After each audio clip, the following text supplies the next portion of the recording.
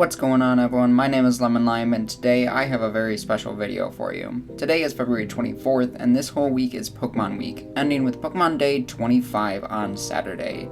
The next main series games are widely speculated to be Generation 4 remakes. With Sinnoh celebrating 15 years at the same time Pokemon is celebrating 25, it seems the Gen 4 remakes we've all been waiting for are pretty likely. It's likely the biggest news of the week will come Friday or Saturday, so let's get ready for the inevitable announcement with the top 10 things we need for Sinnoh remakes.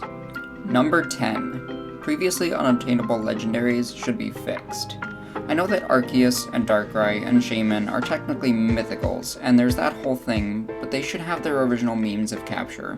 Have there be an event pass that allows you to reach their home, and then you battle and capture them.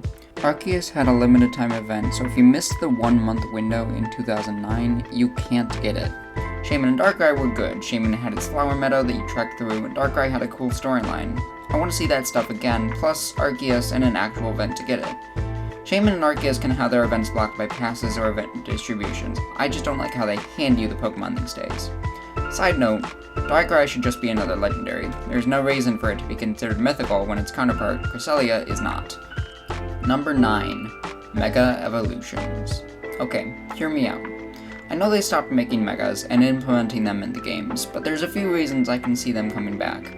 First, they were initially replaced by Z-moves and regional variants because it was a new region, generation, all that jazz.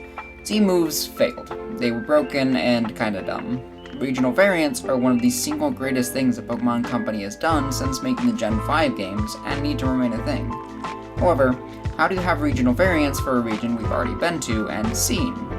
I've seen thoughts on making non-Galar variants for the regional evolutions, like Berserker and Surfetched, and that's an idea, but it's not enough. They could also do Sinnoh variants of exclusively Gen 5 through 8 Pokemon, but I think a big part of regional variants was giving new love to old Pokemon, not new love for new Pokemon. Yes, we're ignoring the fact that Stunfisk, a Gen 5 Pokemon, received a Galar variant. Shut up. The next gimmick was Dynamax, and that is interesting. I don't like it because I see it as just another Z-move situation with a bit more balance, but it's the same kind of premise in Pokemon going Super Saiyan and having super powerful moves. Also, Dynamax has been stated as a Galar exclusive thing because it's caused by their legendary Eternatus and the power spots. How would you incorporate that into a region that never had it in the first place without completely unraveling the entire lore and story behind the Dynamax phenomenon? It doesn't work, so yeah, bring back Megas. Plus they were actually widely popular, much more beloved than Z-moves and Dynamax probably combined. Side note, I want them to have a bit more balance. Limit the battles you can use them in, and more widely used against you. All of the league, and at least the last 3 gym leaders. I think it'd be much better that way. Number 8. I would love to see a new wild area. I thought that was an incredible addition to Sword and Shield, plus the DLCs that were entirely wild areas. Amazing. I admit though, I don't know how they would include that in a region that didn't originally have one. But maybe they could turn the Great Marsh into a mini one. Originally the Safari Zone of Sinnoh, they stopped making those a while ago, so what better way to use the space? Unless they just completely scrap it. But I know the wild area was Pokemon's way of experimenting and possibly transitioning to open world style with complete camera control, so maybe all the future games will be entirely open world, and we don't need a new wild area. Perhaps. Number 7. Now this could be totally arbitrary, but especially if they don't make a new wild area, which would be understandable, Overworld Encounters need to remain a thing. When the Let's Go games were revealed, I didn't love it. I thought it was kinda silly and lame, but after playing Sword and Shield, I was in love. Seeing all the Pokemon running around like they should be, it made my Pokemon experience so much better. But with that, I also want to see the strong Pokemon remain. Pokemon that are too high a level for you to battle and or catch. Pokemon that are probably territorial and charge you down if you make eye contact.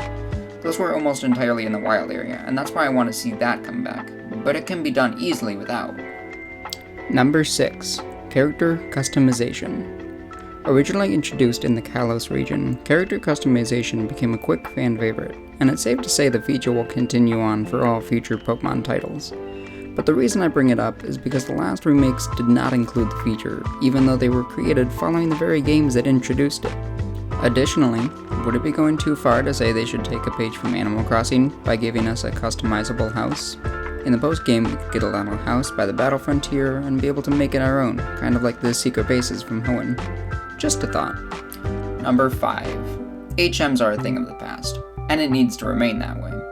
I hated having to waste a move slot on weak moves like Cut, or an entire party slot on an HM slave. A barrel? Anyone? Yeah, we've all done it. I didn't like the Rotom Bike as a replacement for Surf, and I don't know what else could take the place of HMs, especially in a region like Sinnoh where they were so widely used before, but I'm sure they could come up with something. But I do also want little hidden areas, like early waterfalls or rock climb spots brought back somehow. I don't know. Again, they can come up with something. Number 4. Standard Pokemon style. I think I speak for a lot of people when I say our first remakes of Generation 4 need to be in the classic standard style of Pokemon, and not Let's Go. Not to say there's anything too wrong with the Let's Go style, the game's got great praises, but it also took out wild battles, and the method for catching is like Pokemon Go, and I personally don't care for that. It almost feels like Pokemon is hinting at the remakes being in that style, and I'm getting scared. We can make Let's Go Sinnoh years down the road, after Johto and Hoenn get the treatment. Number 3. Pokemon following you. I'm gonna be honest here, back in Heart Gold Soul Silver, I wasn't a huge fan of Pokemon following me. I didn't care about it while it seemed the entire rest of the Pokemon world went crazy over it. But seeing the models and mechanic in Let's Go, I started coming around to it, and adding it in Sword and Shield DLCs was incredible. My mind was easily changed.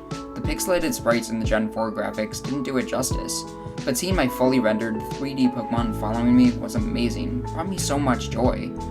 I know Diamond and Pearl didn't originally have Pokemon following you, but neither did the original Gen 2 games, and yet those remakes got it. And because they already have most Pokemon already rendered for the overworld, there is no reason not to include it.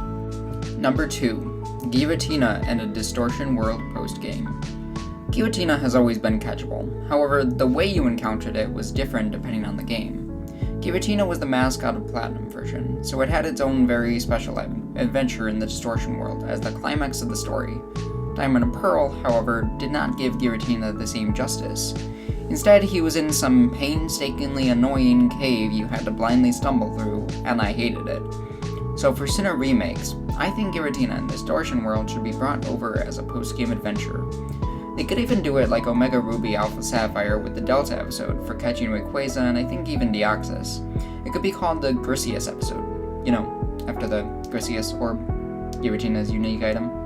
And then after catching Giratina, you could find a hidden NPC to give you an Azure Flute that will allow you to find Arceus. See how we're just putting things together and making a great game? Take notes, Game Freak. But anyways, we all remember how cool the Distortion world was before. Can you imagine that on the Switch modeling? It would look so amazing. Number 1. Finally, the most important thing they need for Diamond and Pearl remakes is the elements and Pokédex of Platinum. I love Gen 4. It's always been one of my favorites. It has great landscapes and some of the best Pokemon. 3 of my top 5 all hail from Sinnoh. Platinum did things right, having almost all the Pokemon with new featured evolutions available, plus just more variety in the routes. Diamond and Pearl, however, were some of the worst games. The lack of diversity in options for types drove them way down the list. I mean, look at Flint.